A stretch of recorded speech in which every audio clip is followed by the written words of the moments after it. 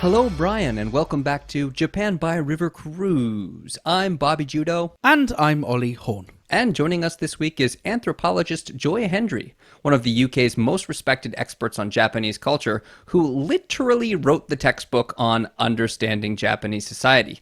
Joy, we love your work, and our only complaint would be that we noticed that in the most recent 5th edition of the book, the chapter on the importance of river cruises was shortened by a couple of pages. Thank you very much for joining us today. Thank you for inviting me. It's a great pleasure to be here. On this week's show, remember the good old days when people left their front doors unlocked and they used to let academics do fieldwork in Japan?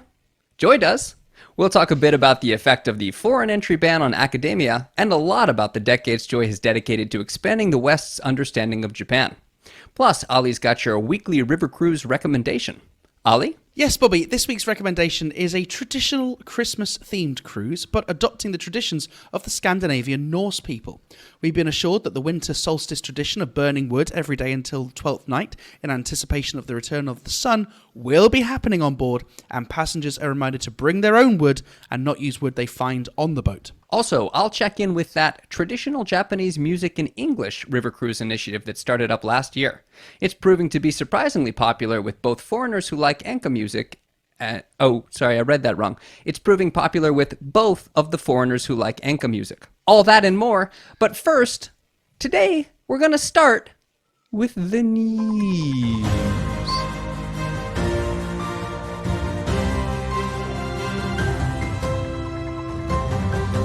Bobby Judo, what's in the news this week? Thanks for asking. Many of the academics that we follow on Twitter or students who are hoping to arrive in Japan in the near future are pretty upset about the entry ban and how it affects their scholarships. And we also saw a video from MOFA this week imploring people to take online classes and a big backlash to that video. It was a really weird video, wasn't it? It was basically him saying, please still be interested in Japan. We're not going to help you at all to get here. Yeah. We're not even going to bother making these online classes, but still, we're waiting for you. Yeah. People did not take it very well. But since we've got Joy here, and Joy, you've done so much field work in Japan over the years, I was wondering how you've been watching this play out and what your thoughts are about how this will affect academia. Yeah, well, I in the short term, I feel very sorry for the students who are due to come and people who have had visas which aren't now being permitted. But over the long term, I've been going to Japan for some 50 years now. And when I first went, getting a visa wasn't easy either, but we managed somehow to do it. And the people who were older than me, one man, Ron Dorr, who became very famous for his work in Japan, would have come during the Second World War and couldn't. And that was a lot longer than we've had so far with COVID. So what he did was he set about reading Japanese, learning to read Japanese and reading as much as he could. So I talked to him before I first came, and he said, I was stuck. I was a young man. I was 18. I couldn't go to Japan. So I just read and read as much as I could. So perhaps I could encourage, I've been supporting the pleas to the government to extend the grants to the students who haven't been able to come. But also let's say that in the long term, do watch the video, do online courses. There were no online courses for Ron Dorr. He just had to read books and study the kanji. And he did incredibly well. Is there something to be said, though, specifically for your field of anthropology, that you just can't do it unless you're there observing? Yes, yeah, that's true. And the anthropology students are in a particular pickle because they can't. But he was an anthropologist. Ron Dorr was an anthropologist. And he eventually came and spent a year in a village and wrote about that and other things too. And I'm in touch with some of the anthropology students who can't get here and talking to them about how they can get further information before they do eventually travel. Well, I understand people feel very, very passionately about this. But I have seen a lot of what I consider pretty close to doomsaying on the internet, where people are saying, well, this is the end for Japan. People will never forgive Japan for the way it's treated them, and this is going to have ramifications 10 years down the line.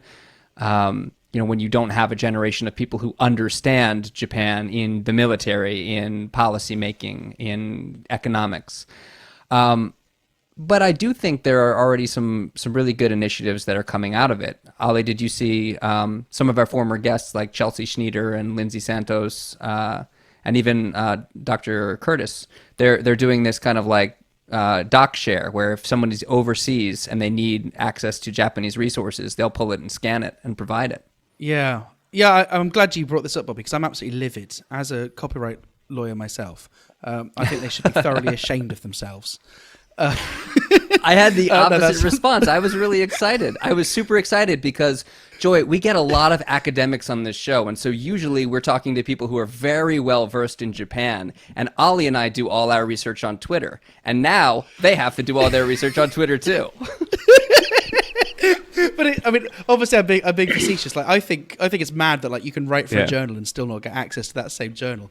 But it does seem that like in times like this, in times of crisis, you do get these kind of innovations which will probably stick. Whatever connections are being made online are going to be really strong, and it's going to mean whoever eventually does get to Japan, that they're going to have stronger friendships and they're going to do even better work. So I too, if I was in that position when I went to Japan to do my postgraduate research, I wouldn't be there now. I would have gone, do you know what?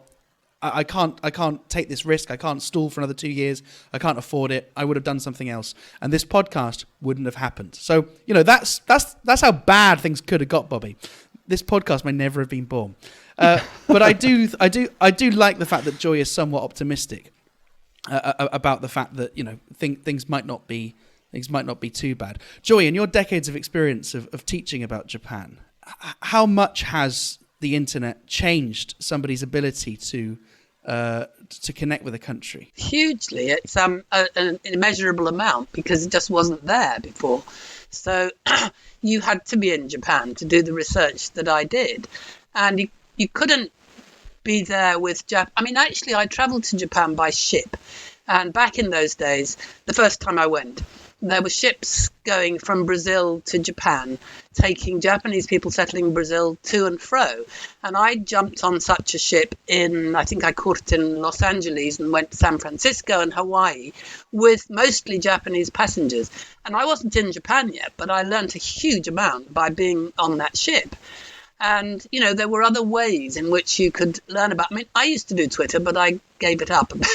Very wise. And if you could have your time again, do you wish that you could have started your career now in the 21st century? Or are you pleased that you're one of the old school ones that had to... I loved being able to go and stay in the village for a year and get there by ship. I think I would be lost if I had to start now, because there's so much more you have to do remotely anyway. Whether you're, there was nothing you could do remotely back then. So living there and being there was just what I wanted, what I needed. And to be able to have started at that time, you've gotten to witness all of the different changes throughout the years in this field. One of my personal favorites, awful segue, is that the coffee has gotten better. Bobby! There was no coffee back then. Yeah, that's absolutely right. Coffee's appeared and got better. Bobby, that's very good. I'm very proud of you. That's right. We've had some people that have bought us coffees in order to support the show. R.M. Holdsworth bought us more coffees and then became a member after we joked last week about how one coffee would be disappointing if it was from a lawyer, but it was a tremendous gesture from someone who does digital content. And I think what happened here, Ali, I think we accidentally negged her. Right. Did we kind of guilt her into doing this? Well, thank you very much. We really appreciate it. Yeah. As a reminder, people that become a member not only get access to the show early when we can, they also get a discount on merch, and they get access to our bonus bits, our extras, which is between 20 and 30 minutes of chat that didn't make the show. So we hope that you enjoy that. Pixel Maven became a member. Thank you very much. Tom Ford became a member and said, please remember to balance the Japan slamming with some positive now and then. Why do you live there? Bobby, that's a question for you. Well, this is something that is a good point. I would like to direct you to episode 97, entitled Sometimes We Like Japan. And I'm wondering if he's trying to suggest that somehow one episode out of 111 episodes doesn't constitute a proper balance. Right. And also, you're only mean to people that you love. Isn't that right, Bobby? Quiet, Ollie.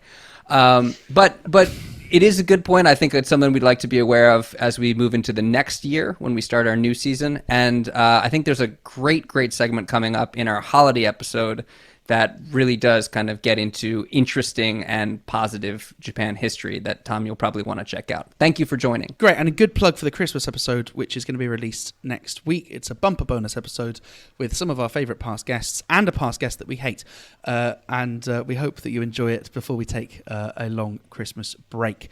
So, Bobby, with that, shall we jump into Soap Talk?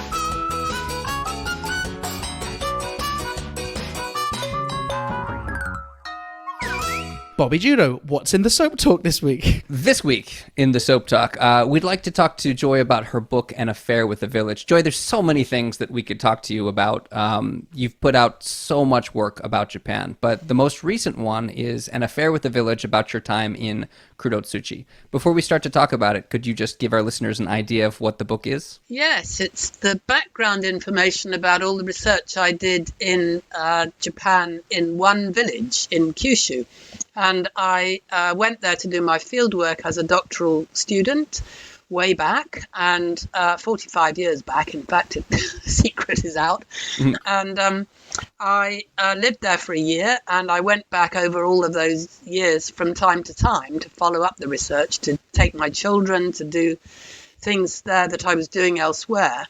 And the book is the background information about how an anthropologist does that research and what is involved in the relationships that you build up, how it's not always good, how sometimes, and I called it An Affair with the Village because it's a bit like a love affair that, sometimes is, you feel that you're slightly illegitimate in somebody else's society asking questions. But on the other hand, you know why you're doing it, but to explain to people why you're doing it is part of the problem. So it talks about the good and the bad, and it puts it in the language of having an affair with a village. One of the things that struck me while I was reading it is that I was recognizing all of these things that are very, very familiar. All of the kind of getting to know you stuff, getting to learn about a new culture stuff that you have when you live in Japan. And it was super familiar, but the way that you were approaching it was in a very different way than someone as just a foreign resident here does. So what goes into your approach when you're thinking about how to study the social life of a community? Well, the thing that we used to do in those days, and it's much harder to do now, is you get yourself totally immersed in the society you're interested in. So I lived there in a house in just across the border, actually, in the next village, but I was in two villages. And the first thing I did was go to my neighbour and ask what did I do with my rubbish. So I needed to get totally involved in everyday life, and I had no one to guide me. I did have a professor in Tokyo and another one in Fukuoka, but they weren't there very much. The one in Fukuoka did a wonderful thing. Did you start the foreigners need to be told what to do with their rubbish thing? Are you the first Are you ever the reason? foreigner? He said, well, you divide it. I mean, look, this is 45 years ago. He said you divide it into what you can burn and what you can't burn. There was none of all the rest of the categories back then. Yeah. Did you respond with what I'd always say, which is, ganbareba nandemo moeru janai desu ka? Which is the joke that was the start of Japan's actual approach to handling Moenai Gomi. Yeah, right, exactly. And so when you're in a village and you kind of know that you're going to have to publish work about them, and sometimes it might not be positive, does that conflict you when you're dealing with people who you've befriended? No, you don't. An anthropologist doesn't shouldn't make judgments about people. You're learning how those people live and what they do with their lives. You're not putting your moral system on them. You're learning what their moral system is. So you need to see what you think is happening and describe it. But you don't divide it into good and bad. I mean, you might from your own personal perspective, but it's not what you're doing. Not making moral judgments and dividing things into good and bad that answers the question of what's the difference between an anthropologist and the average foreign resident in Japan. Yeah, exactly. Yeah. And that unique skill of dividing things into good and bad you got from day one when you asked about what's in the trash. As someone that knows nothing about anthropology, do you choose a village or do you choose an area based on something that you're looking to find out, or do you go and wait and see? Okay, so a bit of both. You I went to several places in Japan, having read lots of Japanese anthropology, by the way, because Japan is full of anthropologists. There are almost as many as American anthropologists. And I read what they'd done, and I consulted Japanese anthropologists. My tutor in Oxford knew nothing about Japan, so I started doing that in Japan. And the professor in Fukuoka, Matsunaga sensei, he took me to that area because he knew I was interested in marriage. That was my subject, how people meet and how they get married and so on. And he knew that people were getting married there. It was quite a good area because young people were coming back and not all staying away, as they sometimes do from the country. Still do. I did then and still do. And he had done field work there, so he knew people. So he took me to meet the people that I needed to know, like the head of the village, somebody who'd rented me a house, the local MP, people like that. And by the way, there's one more thing I asked my neighbour, and I'll tell you this because it's really important for anybody going to live in Japan to do research, whatever their subject, is my neighbour said, we need to go and introduce you to the neighbours and say what you're doing here because they won't know you. And don't bring a big present because then they'll feel obliged. Just take something small. So I took a few postcards to all the people in the little Tonarigumi, my neighbourhood area.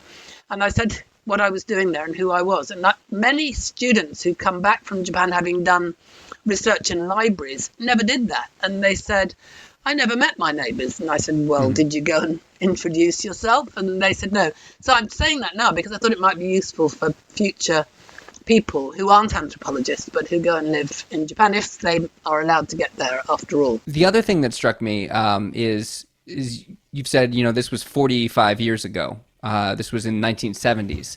And starting in the 1970s, I have an understanding of when that was, but in terms of how long ago that was in Japan's westernization, there were moments in the book that I was just kind of dumbstruck when you'd say something like, this is when Japan was being introduced to beds. And I would go, was the 70s that long ago for Japan? Actually, my next door neighbour, the one with the rubbish, and those next door neighbours are my very best friends in Japan. They're my family, so I go and stay with them. The rubbish ones, yeah. The rubbish ones. Don't call them the rubbish people because their children have grown up knowing me. But anyway, they had a table in their kitchen when I arrived, and they sat around the table. But by the time I left, they'd taken the table out and they were sitting on the floor around their table. So people were trying things out. The bed thing was because when people were getting married, they would be given a whole lot of things to bring with them to their new house. And sometimes beds would appear, although most people slept on a futon on the floor, on the tatami. And still do. I've never slept in... Actually, that's not quite true. That family does now have a bed that the parents sleep in. But everybody else, we sleep on the floor, on the tatami, on futon. While we're on the topic, I might end up cutting this question out. People always say that because of Japanese houses and having paper-thin walls and families living together, that's why the Love Hotel was spawned. A village as remote as Yame presumably didn't have love hotels, so what did people do? Well, they did have love hotels, actually, right way back then. But did they? The houses, yeah, they did, in the town. But the country houses are really big, and they did interesting things. So I was studying marriage, not only marriage, but how people met. And one of the things that used to happen is... And this, there were only old people who remembered it, but it was called yobai, so night creep. And one of the things that families would do is let the person who had a relationship with someone sleep near the door. And the relationship could be carried out by the person who was visiting would put hachimaki round his head and come to the door, and the door would be open and he would come in, and his relationship with his proposed partner would begin right there. And the one person who remembered and told me the story was an old lady who they used to make paper in that village. And she was the last person. When you make paper, you slosh it about, you hang it up to dry, and the last person takes it down. And this old lady was the person bringing the paper down. So her prospective husband, who became her husband, used to come and visit her at the end of the day when she was bringing the paper down. And she called that a yobai. So it was already quite late, and he would come and visit her, and she would be on her own in the shed. So there's one example. There we go. And of it what was people would it was do. kind of an unspoken. I mean, the family knew what was happening. The family understood these arrangements, and they just kind of looked the other way. Is that right? Well, they would have to agree. So if they didn't like the arrangement, that girl would not be near the door. Ah, okay. And the Hachimaki thing was so that people could move about the village without being recognised. So you put something around your head so as not to be recognised if you didn't have success where you were going. Fascinating. Yeah, it's good, isn't it? But that's actually a little bit before my time, I should reveal. It was just that some of the old people remembered. That's still remembered. It's like the opposite of a walk of shame. It's a walk of shame for a different reason. Yeah. So we've talked about the build up to marriage and the time before you got there, but as you were there to study kind of the difference between arranged marriages and love marriages, what was it like at the time? What were the ratios like, and what were the attitudes about it? Yeah, it was being written about. It was in the news and in people's studies of sociologists, which are always pretty much talking about what's happening at the time and predicting things which don't necessarily happen. So love and arranged marriages were said to be about 50-50 when I went there. Now, what actually was really interesting was one of the people in the village, the head of the village, had a daughter who wanted to get married to someone she loved. And she told her father, and her father said, "No way, you've got to marry someone I introduce you to." So she got a relative who was on her side rather than her father's side to introduce her to her potential lover as if he were a stranger. And the father then agreed. So there were cases like that quite often where someone would have someone they wanted to marry and they would arrange a formal meeting. So it seemed like a miai marriage, a formal meeting marriage, whereas in fact the people had fallen in love. So it was hard. The figures, this is the thing about statistics. Anthropologists hate statistics because they can usually get behind them if they would stay long enough and work out what's going on behind the scenes. So if I said 50-50, it would be that many people had a miai. They might have 3 or 4 miai. I've got a friend who had 30 miai before he's fixed on someone to marry. And so at that point, is it really miai anymore, or is it someone that he met? Well, it was a miai each time, but he in the end waited till he fell in love. Right. So he found someone. And irrespective of the reality, was there a perception that one kind of marriage was better or more durable or more longer lasting or whatever than the other? And has that changed? Yeah, the whole system has changed because I don't think miai are very much practiced anymore at all. And there are other ways in which people meet their prospective partners.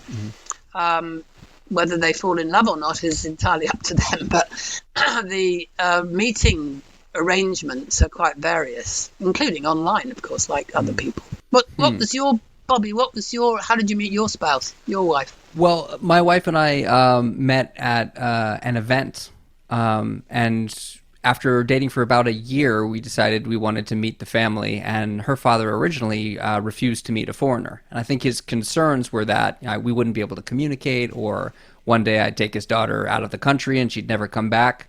So we did not quite the same thing as the woman in your story, but I made the rounds with the distant relatives first and got the people on my side so that I was an established presence and he had kind of the knowledge that I wasn't a bad dude was in the ether around him to make him a little bit more receptive. But I want to ask about the conception of marriage in general, because one of the things that was really interesting in the book was that not only marriage, but also things like deaths and education and all of these different aspects of the life in Kurotsuchi were so tied to this idea of continuing the line of the house. Was marriage done more consciously for the sake of continuing the line of the house in certain situations? I guess that was kind of what my earlier question was, that like what was the outcome that they were optimizing for in these marriages? Well, first of all, the most important thing was if they had a family business. So people who were growing chrysanthemums needed to find someone who could help with the work that they did for their son or daughter to marry. And I said son or daughter because if there was no son in the family, then, and they had a big thriving business, they would bring in a son-in-law to do the business and marry the daughter. And a very good example when I was there was that there was only one house left making paper, and they'd been making the paper in that village. 30 houses used to make paper, and it gradually had to be cut back till they just had one left, and that house had 3 daughters. So they searched everywhere to find a husband who could make paper, and they didn't find one. They put all of those women by the door.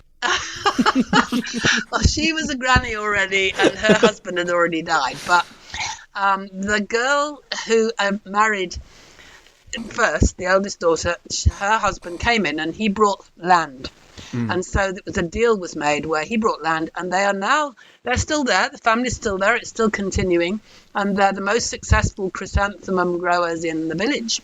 Oh. So they gave up the paper, and it was very sad. And the BBC made a film about it, actually, which was on schools education in Britain for 10 years. It was a really interesting story because he's showing the traditional way to make paper. But then the other thing is, so that's the first thing. If you've got a business, you need to continue the business. And people do it all over Japan still. So if you've invested in a hospital or a school, lots of schools and universities are run by families in Japan, private ones, you need to have people who can carry on the line. And that's one of the important factors. So when I was working in another part of Japan, the hospital that I was working in had statues in front of it of the different family members who'd carried on the line over the years. So it hasn't gone away altogether at all. And it has gone away, obviously, with people who live in apartments and don't, have any relations with their relatives back in the country or wherever it was their relatives came from. But there are still a lot of people who are carrying on the line in one way or another. So does that mean that just as in the past, people were pretending that an omiyai had happened when it was actually a love marriage?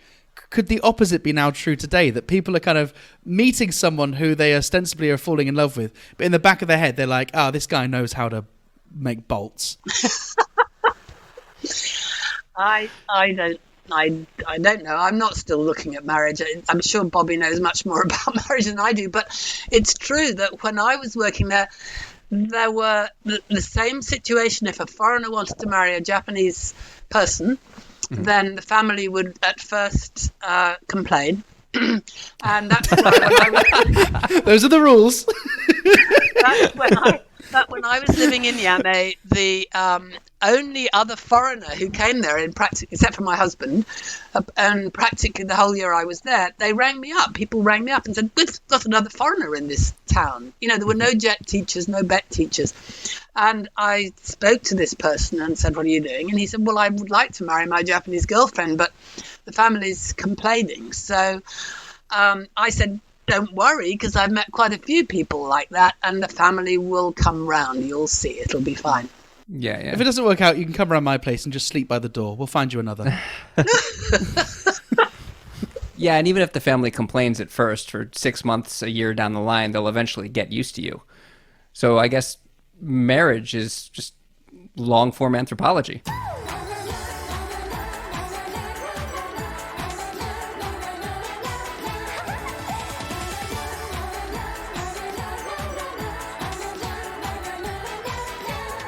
Hey, thanks very much for listening to this episode 111 of Japan by River Cruise. We have one more episode coming out this year, which is going to be our Christmas special. So we'll see you this time next week. Thank you very much to our guest, Joy Hendry. Joy, where can our listeners find your books? Oh, just look for An Affair with the Village online, and all the possible ways of buying it and comes up. And if you Google Joy Hendry, you'll find my other books pop up quite soon too. In fact, you'll be sick of seeing them. But An Affair with the Village came out this year, and it tells the secrets behind being an anthropologist, so go for it. Thank you very much. Yes, thank you very much, and thank you very much to Extremist Publishing for sending us a copy of the book to read. If you'd like more information, you can see their website at extremistpublishing.com. We will see you next week for the Christmas special.